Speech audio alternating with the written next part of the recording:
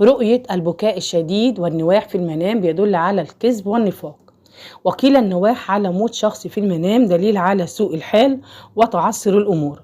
من رأى أنه يبكي بشدة وينوح في الحلم دليل على سوء يصيب هذا الشخص أو أحد أقاربه أو يدخل في محنة.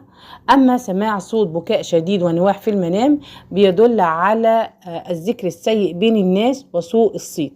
أما من رأى أنه يبكي بكاء شديد مع نواح في مكان مظلم في الحلم فإنه بيرتكب الذنوب.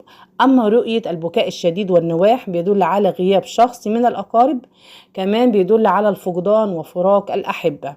أما من رأى أنه يبكي بكاء شديد وينوح على أهله في المنام فإنه حزن يصيبه لحدوث مكروه لهم. رؤية الأخت تبكي بكاء شديد وتنوح في المنام بيدل على الخسارة بسبب سوء التصرف.